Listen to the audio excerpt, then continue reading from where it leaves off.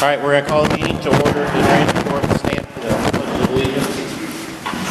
I pledge allegiance to the flag of the United States of America, and to the republic for which it stands, one nation, under God, indivisible, with liberty and justice for all.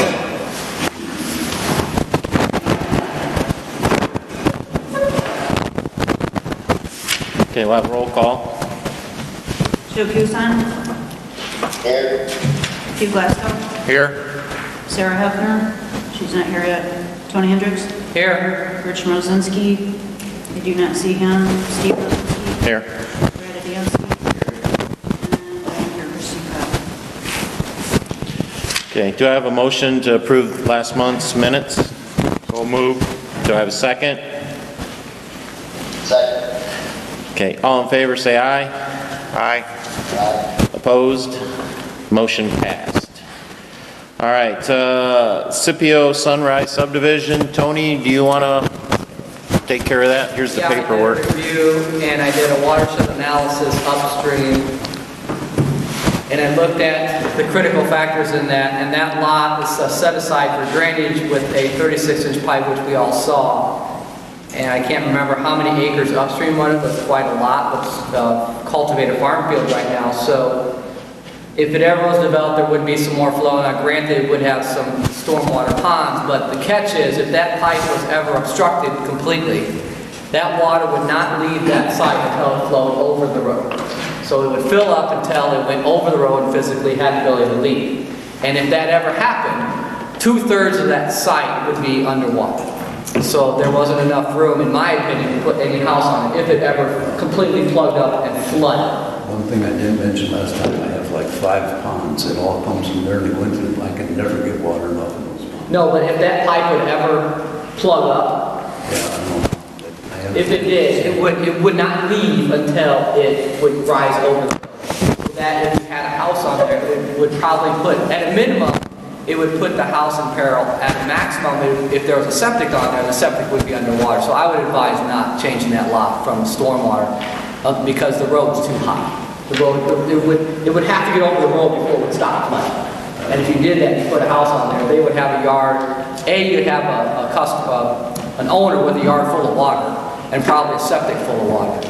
So I think it's a good idea to leave it like Palm left it, the open lot, because they must have known that if it all went south and it flooded, that yard would be underwater. The adjacent lots would be underwater, but that lot would mostly be 70% underwater.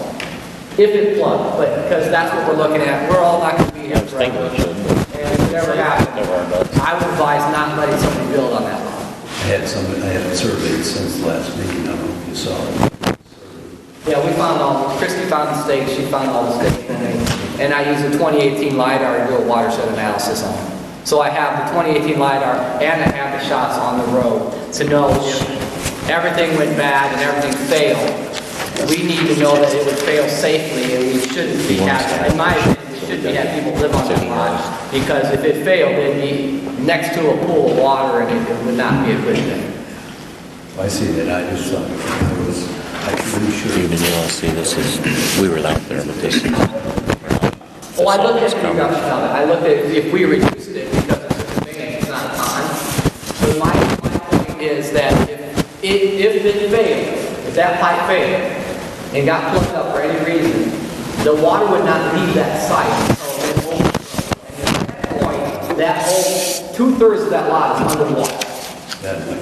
And we don't need people living with their septic underwater. When I looked at it, put a house in front of it, the pipe wouldn't even have to fail. The house could block the water from getting to the pipe. It's just a matter of pure physics of whether that ground will let the water flow away in case all the systems have failed. The adjacent lots, so I think Palm and Associates, which is now Marbach Palm, did a good job in making sure that lot stayed in detention area. So in my opinion, my advice is for you to not make that a buildable. All right, do you have any reply to that? Well, I understand 99% of what he's saying, but I've been working there for like 10 years. And there are 5, last time somebody asked, and I'm not sure if there was an outlet. I said no, but I have 5 big ponds that all connect all the way to 75. that's what I'm saying. But like what Tony says, if that pipe plugs or something, there's gonna be issues there. I would need a motion to not let them build on that site. Do we even need a motion? I mean, No, I think we do. You could add on. Make it formal so it's Yeah. on the record. If he comes back, then we can always refer back to this and the board at least, maybe a new board at that time, even will have some record that this has been discussed. Where are you at? Can you take a vote? We're gonna make a motion. Okay. I want to say something after. I just said I thought I would like to add on to both of those lots on either side of this proposed, what's allocated drainage. I would like to add on a few feet from these lots on either side. It's huge. I had it surveyed since the meeting, and it's 200 and some feet, you know. Yeah, he could do that. He could take a piece of this lot and add on to the adjacent lot. That's acceptable in LaPorte County. It doesn't mean you're going to be able to build them. No, Because the lots are, yeah, he could split that lot in half or piece one, no piece the other.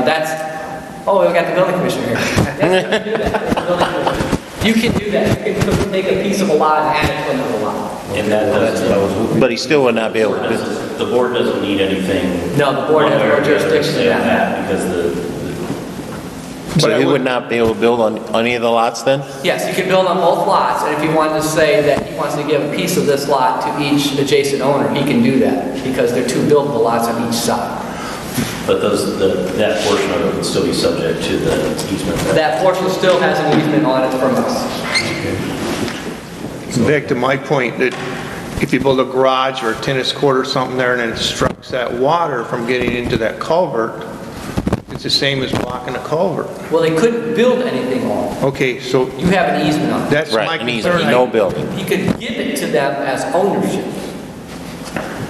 And We they just could need to have make sure a that it's garden spelled or- out clearly, because you have areas like John Pine Park and other areas where people are given bigger yards, and then eventually, when there's a swale for the water to go and it's harder to mow, and they fill it in, so it's a nice level lot, well, that's taken away from the drainage capacity, so. It's like 200 and some feet. I would like, what I was thinking was I would like that not on either side of it is sold, okay? I would like to be able to give these guys another 50 feet or something. That's hypothetically, 50 feet. It's 200 and some feet. I didn't see why that. That makes sense. As long as they don't build within that 50 feet, correct? Right, as long as the restrictions of the easement are absolutely clear on the deed to those lots. But they cannot build on that 50 feet.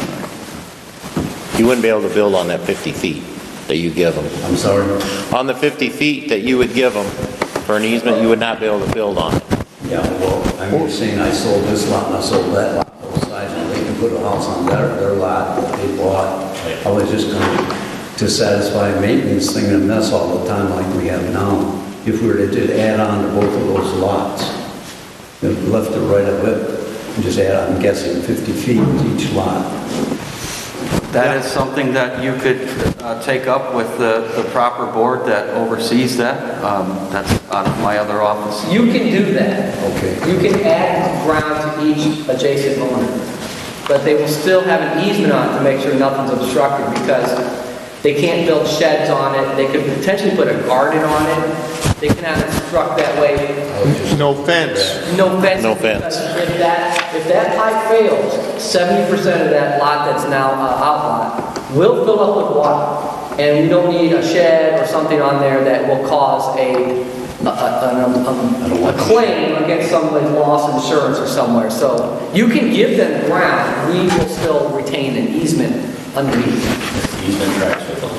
Yeah, and then it'll flow with the land. Any title company will pick it up. The building commissioner will pick it up on the building permit. And you could swap that ground as the owner, and if you want to sell the adjacent lot or 50 more feet into there or 50 more feet in the other side, you can do that. Okay. But this easement will still exist to make sure it's protected. Okay, I understand. But to circle back, we'd still like a motion and then a vote to not remove it from the drainage board easement. Easement. How would you phrase that, Tony, from your perspective? Would you agree? Excuse me, sorry. I don't know. I have to say goodbye. Well, I move that we maintain the easement for drainage. A motion to retain the easement as the president. Just as it's presently. Just a motion to deny the request. A motion to deny the request. Yeah. So move. Do I have a second? Second. So we have a motion to keep the easement, correct? Motion to deny the request to remove. Yes. Any more discussion? All in favor, say aye. Aye. Opposed? Motion passed. So, That's good? Yeah, I'm just, You can keep the easement, but you can sell pieces of that house to your Jason.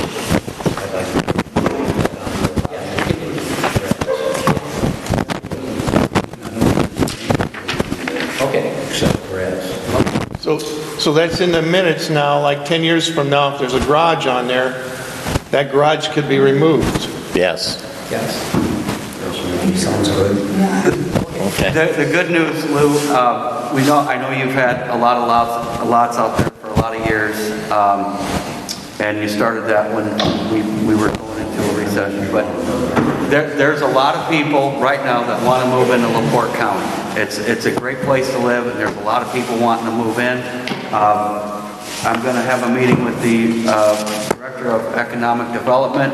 We're going to make available reports on all of the subdivisions and lots available for people to move into, and we will include Scipio Sunrise in that. We'll get that out to him and to the realtors and to the potential home buyers that want to buy lots and move here. So I have a good feeling about your development. Yeah. Okay, that's it. I understand. Thank you. Sorry we couldn't help you any. All right, we'll move on. We have the Schurz ditch bids. They're accepting bid. We're accepting bids for the Schurz ditch, and I have the spec sheet here. There's no reason for me to read it unless we need to when the bids open up. So we have 3 bids. And this first bid, well, this is Nowatzki Farm, but Nowatzki Farm's there too. This is from B&D Farm Excavating. I'm going to open those while I'm starting to get this one.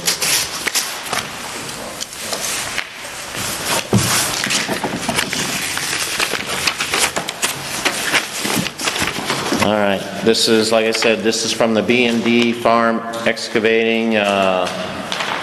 Their bid is $5,900. That's B&D. $5,900 $5,900 from B&D. B&D. This next bid is from Nowatzki Farms.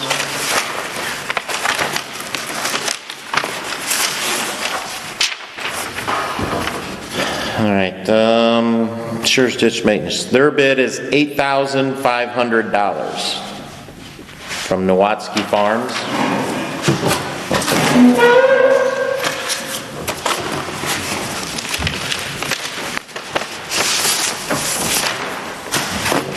This last bid is from Delta 3, and their price is $7,500.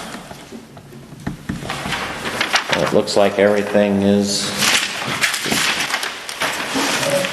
going off of our spec sheets. Schurz ditch maintenance, everything. How many feet of ditch is that? The length of the maintenance is 2,400 feet, according to the spec sheet. And they're all, And that's going to Highway, what is it, 4 or 104? Yeah, no, 4. it's north of 4 up to where the tile Starts. outlets into the open ditch, just south of the railroad. yeah, 600 feet south of the South Shore Freight Railroad at the pipe outlet in the open ditch, starting from there, 2,400 feet. Yeah, onto the north side of Highway 4. Correct. You want to see that issue right there?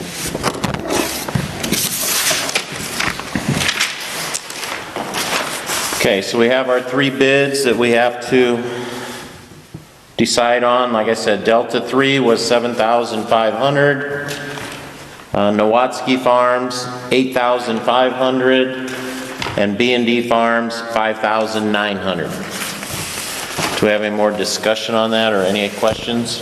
What's the time frame on the work to be done? I think I put a cutoff date in the specs that I put. It should be right here on the front page. First is usually what I put, it's on the second page. Or usually put like before they get ready to plant.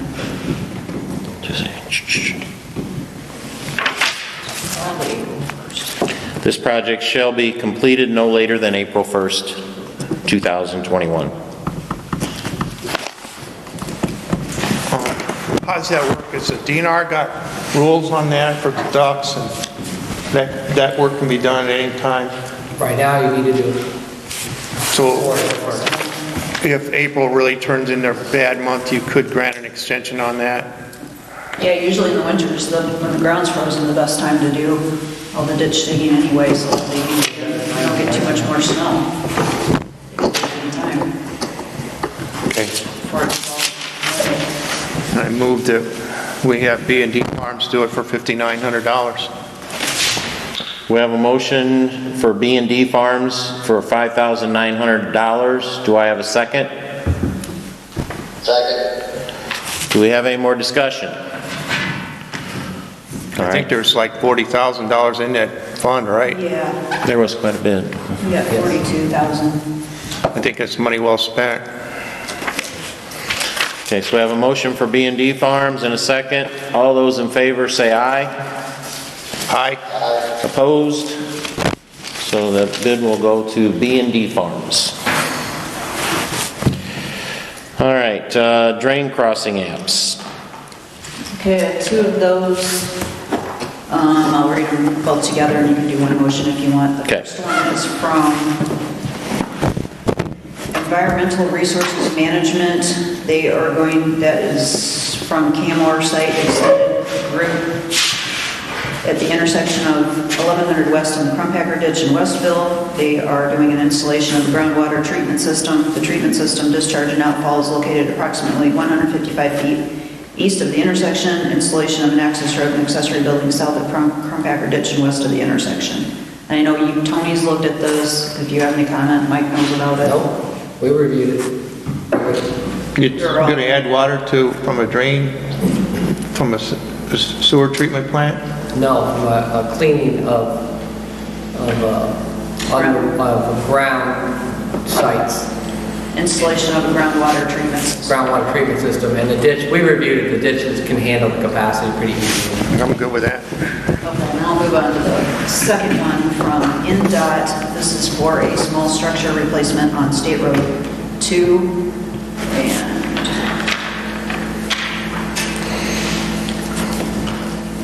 no, actually, on the second page, it's at State Road 4, crossing of UNT on Little Kankakee River. The culvert carrying State Road 4 over UNT of Little Kankakee River is deteriorating and needs to be replaced. The existing 36 diameter by 60 foot long culvert will be replaced by a 6 foot by 6 foot by 86 foot long reinforced box structure that will be some 12 inches. And that is a start date of 9/11/21 with a completion date of 9/10/22. For Highway 4 under the Little Kankakee, which our regular portion stops at Highway 4, so this is kind of half in, half out, but I figured I'd bring it to the board anyway in case we have any questions. So those are the two applications we have. We reviewed it. You reviewed, Good. 36-inch replaced by a 6 foot? is it big enough? Pretty good deal. So we need a motion to accept both the environmental and the NDOT on State Road 4. Yep. So moved. Do I have a second? Second. Hugh, second. Any more discussion on that?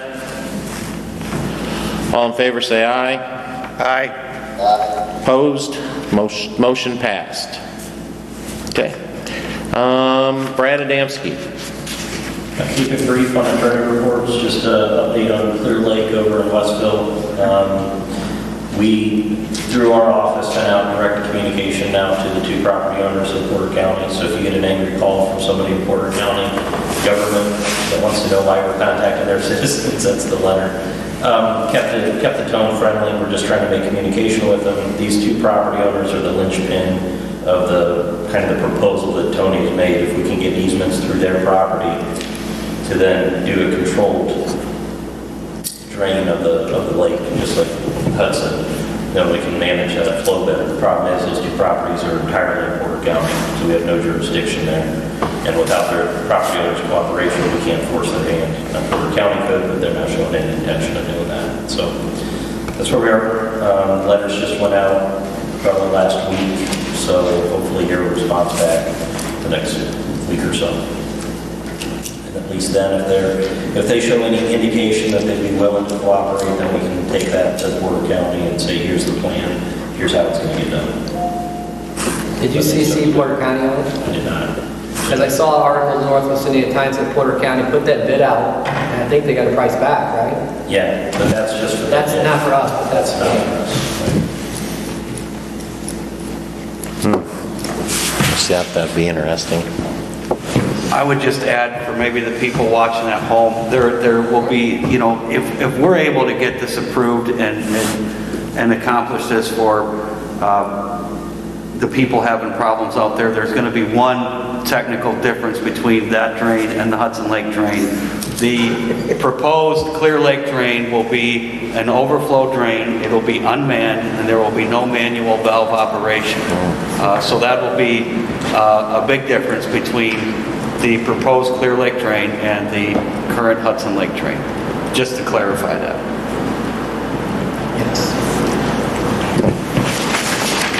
That'd be interesting. That's all I had for sure. So Tony, are you involved in setting the lake level on that drain? The lake level is set by the outflow elevation into the wetlands, so you're set by a natural physical characteristic. Okay, keep us updated on that. Nothing else on the attorney reports? Tony Hendricks. I don't, my only report would be to Kankakee. I see our executive director of Kankakee here, maybe we'll let him give a report for the Kankakee River Basin Commission. All right. Am I welcome to? Yes. All right. I yield my time. Check. Sir, can I sit over here so I can talk to these guys? Yeah. Maybe we can swap out seats.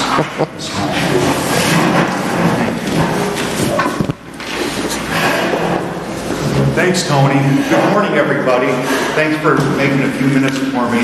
Why don't you state your name and everything? I'm Scott Kulab. I'm the Executive Director of the Kankakee River Basin and Yellow River Basin Development Commission. And the reason I'm here this morning is because I was talking to Christy and I looked down at my calendar and I realized that with everything that had gone on in recent months, I hadn't been to the Drainage Board as promptly as I wanted to make a report and just sort of explain some of the work that we're doing. Since the last time I came and talked to the Porte County Drainage Board, the commission, which comprises the 8 counties of the Kankakee River Basin, adopted a 40-year work plan. It took us 100 years to get to this spot, and if we can get it done in 40, that's going to be good progress. But the good news is we're making some progress already with the help of a $2.3 million appropriation from the state of Indiana. Once we received those funds, one of the very first actions we took, which was to budget $500,000 for the channel cleanup of the Kankakee River between LaPorte and Stark County. And we've already completed, certainly with Tony and Christie's assistance and leadership, several miles of the removal of log jams, fallen trees, severely leaning trees. They've been removed in particular through the Kankakee Fish and Wildlife area, and they're moving upstream even past 39, and they're making good progress, and that work is ongoing. So I wanted to, I presume that you knew most of that already from previous reports from Tony, but I just also wanted to amplify the fact that we're very pleased that this work is being done as a top priority. The thing that you maybe haven't heard as much about, which is a very top priority, which is the beginning of the battle against sediment. The very first priority of our 40-year work plan is to stop sediment from coming out of the Yellow River. The science tells us that about 40% of the sediment load that's carried downstream arises from the Yellow River. As you can imagine, when they straightened the Kankakee over a century ago, it increased the velocity of that water, started pulling water out of the Yellow River more quickly. So you have 40-foot sand dunes on either side. It all winds up downstream, and it makes it more difficult to contain the water that we have and the increased water that we have. Of all the things we need to do in our work plan, nothing is as effective unless we stop the sediment there. And it's simply, so it's the first plan of action taken. So as the assessments come online, as they're starting to under state law this current year, we're able to plan and look forward to the reconstruction of the Yellow River banks. We selected a site of about 1.5 miles, beginning in Marshall County and moving into Stark County. That is phase 1. The design is about 70% complete right now. I've already signed the initial paperwork to send the permits, applications to the Corps of Engineers and IDEM and the DNR. We've met with the regulators and we're optimistic it'll be permitted. And once the assessment revenue starts to arise, that can only be used for capital expenditures. So that is the first place it's going to go. A longtime member of this commission, John Holder Sr., who's a longtime friend of mine. When I first started this job, he said to me, "Now Scott, don't forget, it's not the water, it's the sand." I never forgot that, and that's what we're tackling first. In addition to that, we have all the other things that we need to do. I know that we just cleaned a sediment trap on the Kankakee recently with commission funds. I'm open to conversation with the Corps of Engineers about how we might be able to permit all those sediment traps, the maintenance of them sort of prospectively, so we don't have to keep running back to them. And as a gesture of their willingness to do that, they did give us a 10-year permit to address log jams up and down the 75 miles of the Kankakee in Indiana. So we don't have to run back to the regulators every time we pull those out. We're doing that downstream as well. So I just want to come, I know you've heard it already, but I wanted to explain some of it, just straight from my mouth. I like to get here every so often. The other thing that I wanted to add before I'm done is my personal thanks to Christy and Tony for the support that they provide to me. I have to cover 8 counties.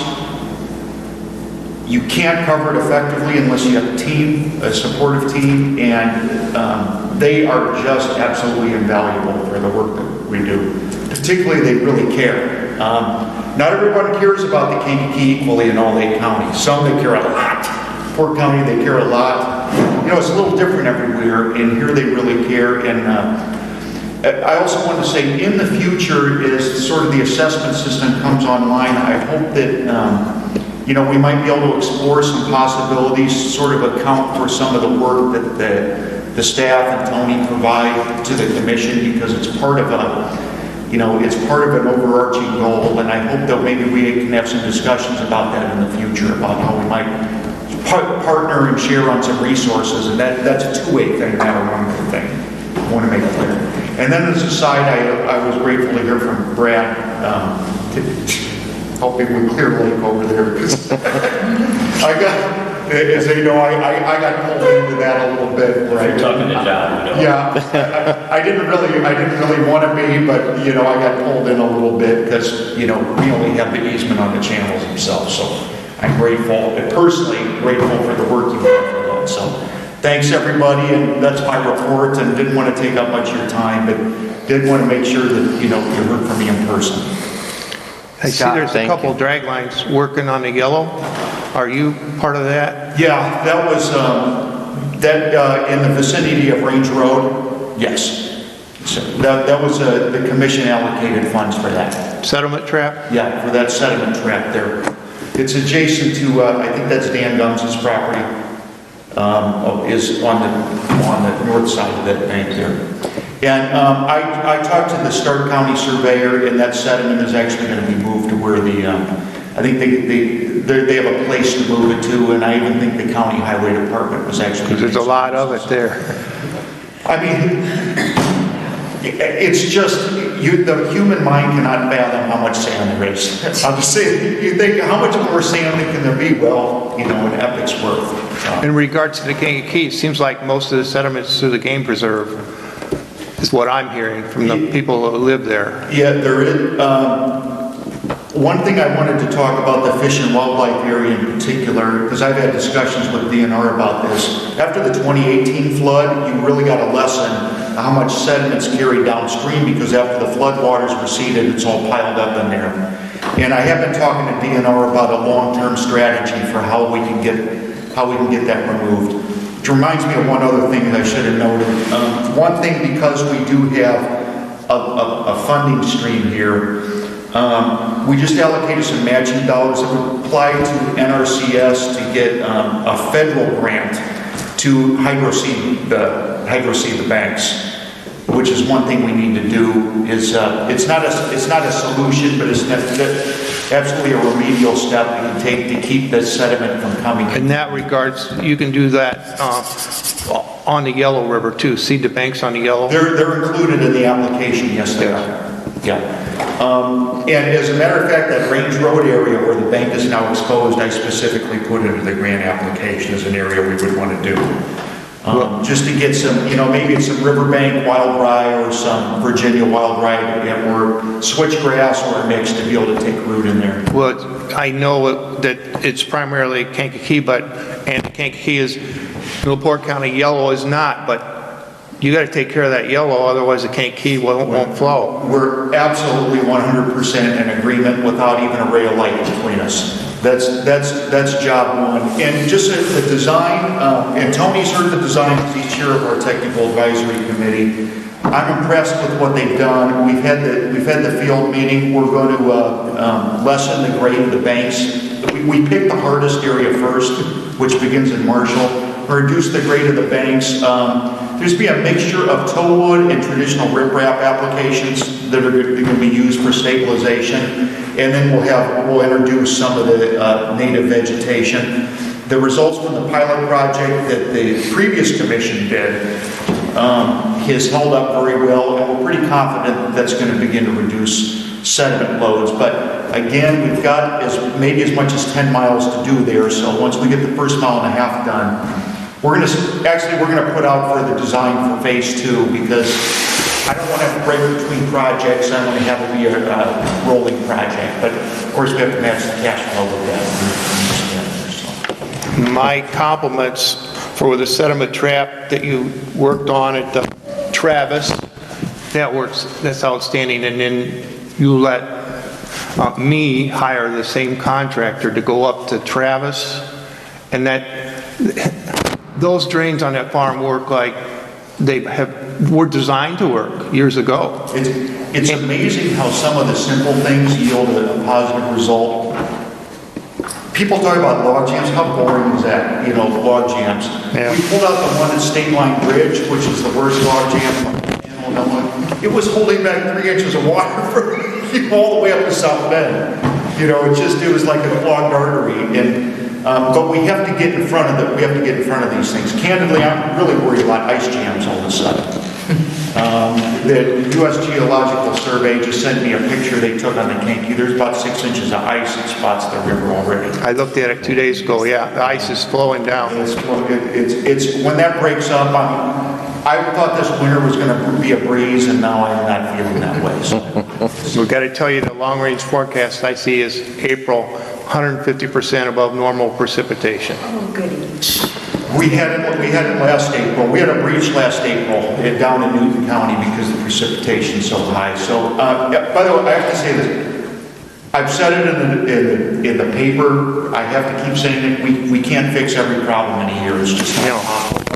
But we're now in the process of getting in front of it rather than chasing it. Log jams, then sand. Yep. Log jams and sand. So you said you have $500,000 for the channel clean. Yeah, and by the way, probably about $300,000 of that's been expended already.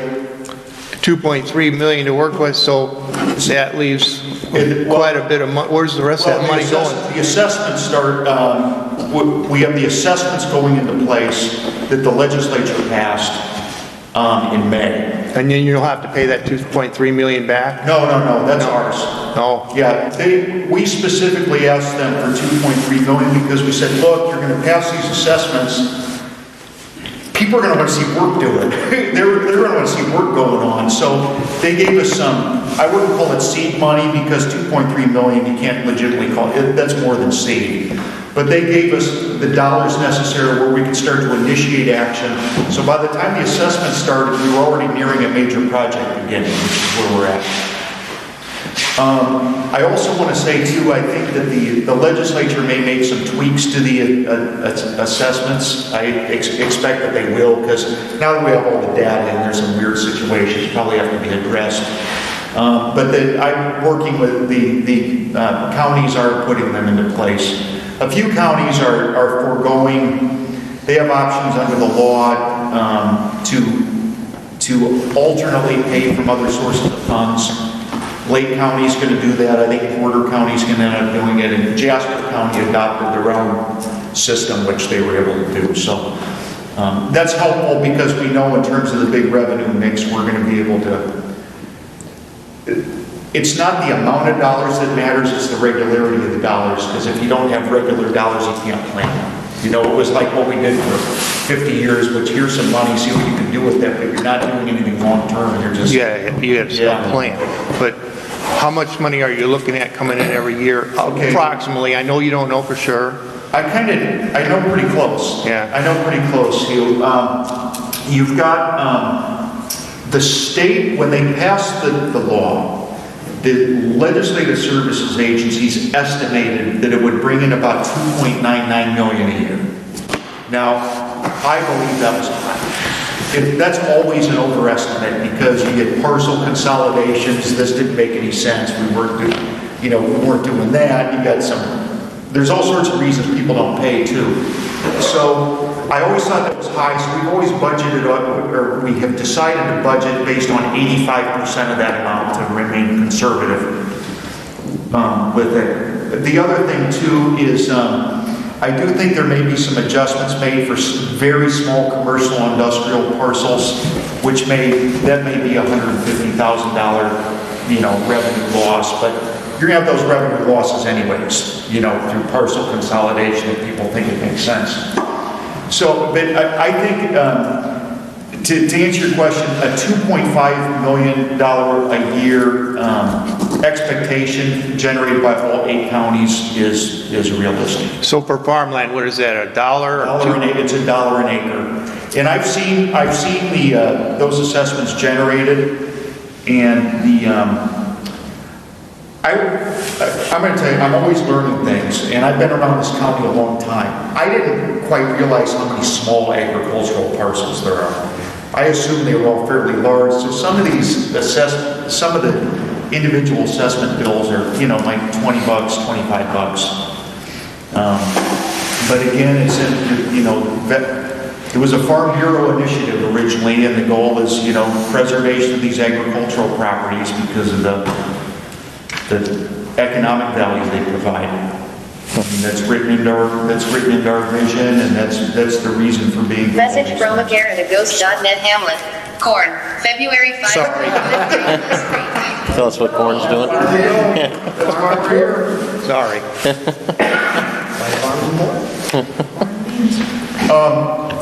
As soon as you're done with me, I'm going over to, since I'm over here, I'm going over to the Soil and Water District because we've got, we're paying part of the matching grant for them because we're paying half of the local match with LaPorte County Soil and Water for a federal grant for technical assistance, because the other thing we have to do is figure out where the water can be that we can live with it and it can peacefully coexist with the adjacent agriculture. That's a different problem other than sediment, but that's much longer term. But we're taking steps on that too. We have to give a thanks to Mike Orczewski in the auditor's office. Yeah, thank you for reminding me. Mike we wouldn't have been LaPorte County wouldn't have had a prayer of getting the assessments lined up if Mike hadn't put the hard work into it. And he sent me a spreadsheet with about 14,000 lines on it. He was able to handle it. I've got more of a challenge. So I would say LaPorte County was actually ahead of the other counties getting that work done. And the last thing I'll say is I've lived here in LaPorte County all my life since 1970. I love this county. When we live here, we think that we always wonder about how well stuff is working. As I've had the opportunity to work in 8 other counties directly, it's worked okay here. Scott, Give ourselves a little credit. I can't thank you enough for appearing here today. This board and this county surveyor and Christine care very much about the Kankakee. You know, 15 years ago, we couldn't even get a permit to take a tree out. Yep. So we've come a long way on what we're able to do. And the sand and sediment, item considers that the #1 contamination in our streams and ditches and rivers. So it certainly is a big challenge. I'm glad you're on the team to deal with that. It's really been a joy. I love the work I get to do, and I haven't always said that. And it's great to hear it straight from you today. Believe it or not, there are people that watch this from home. We have an MS4 we have an MS4 program in our county that has public outreach and education, and the coordinator goes around to multiple sites around the county and does Q&A and has guests. So if you're ever interested in doing a sit down with Rick Brown at Q&A, really all you have to do is ask. Honestly, because of the pandemic, the thing I miss the most, I like going out and doing presentations. I mean, I enjoy it, and I learn as much as anybody learns from me. So all you have to do is ask me, and we'll figure out a way. Great. Well, thank you for coming today. Thank you, Scott. Thank you, Scott. Thanks for the update on Kankakee. I'm headed over to Nicole. Thanks for coming. Thank you. Tony, you have anything else you'd like to bring up? All right. Let's move on. Do we have any old business? Christine? Not that I know of. Nothing I can think of. No? Mike? Your old business? No. I'll talk under public comment. Okay. Seeing no old business, do we have any new business? Claims. I have 2 claims. They are both from Delta 3. The first one is for the project that was in Park Place where we had a storm drain collapse. They did a repair. We had to do a Band-Aid because of lack of funds. So there's like 250 feet that probably will eventually need to get repaired out there. It's the storm drain that goes from the road to the retention pond that had collapsed. We think because it may not have been backfilled or bedded. So we had to do a repair on that for a 30-inch storm drain. So that was a cost of $4,000, and that is going to come out of Park Place Phase 4 and Phase 5, that I had money in both of those phases to cover this bill. Second bill was from Delta 3 for the O'Hara ditch that's been completed, and that is for $8,000. That's from 875 west down to Highway 30, 1350 south. And there's money in There's money in both of those funds. both of those funds. Okay, for the claims, we could probably do them together. You want me to do them separate? Since it's the same place, we can do them together. From Delta 3, the Park Place is the $4,000, and the O'Hara ditch was $8,000. Yep. Do I have a motion to accept paying Delta 3? So move. Do I have a second? Second. Do we have any more discussion on that? All in favor, say aye. Aye. Opposed? Motion passed, so we can pay them. Any other claims? Oh, that's it. All right, joint board reports. Any joint board reports to report? Oh, I can tell you that I talked to John Law, and he's going to have the outlet for Hudson Lake on his bank spraying program for this year. So Good, because I talked to the other gentleman on the board there too, and I'm doing the same thing. So at least we're tag teaming on that. Great, that's great. I'm on the Porte County Board, and LaPorte County is a small part of that, but the Robbins ditch has had quite a bit of work done on it. And we haven't really had a meeting because Stark County won't let us in. but the landowners kicked in the majority of the money without the even assessments to do work on the robins. And it's some work that's, cottonwood trees this big, gone on the ditch. Awesome. We do assess our portion up here for the robins, and I send that every year down to the Stark County auditor. So I'm a legitimate member now? Yes. We are sending our money. Yeah, we've been sending our money down there for probably 10 years or so, since it started.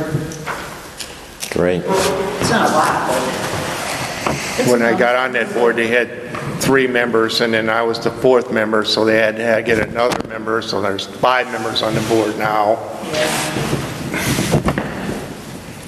Okay, any other board reports? Public comment. Do we have any public comment? None out there? No, okay, no public comment. So I guess I would take this opportunity to announce my retirement from this board. It's been an absolute pleasure and an honor to serve with you for the last 16 years. We've been through a lot together. It's been a big part of my life.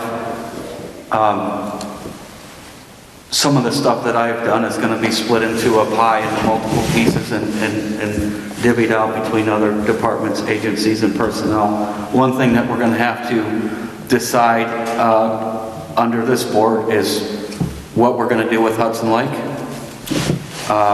We have some ideas, such as perhaps the township trustee, maybe the lake association, maybe, somebody. The decision doesn't have to be made today.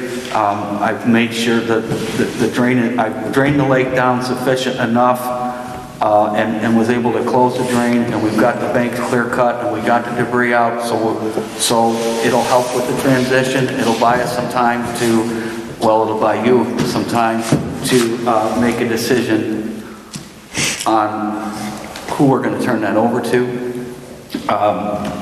I have some equipment and a key that I can turn over to whoever that's going to be. I've started emptying out the county vehicle, and I plan on turning that in. So other than that, I just want to specifically mention, working with Tony and Christy and Hugh and Sarah and Joe and Rich and Steve. Great honor. Brad, you've earned your money sitting next to me, never knowing what I might say and hop off with. It's been great. Past presidents, John Coulter Sr., Ken Purz, Scott Cooley, John Coulter Jr., and Steve Mrozinski. Lastly, I got to mention the adversaries. Larry Major and Louis Spear. Absolute honor to get in the ring with you fellas. You steamrolled me several times. You had your facts and your figures. It was an honor to get in the ring with you. Thank you for your service to our country.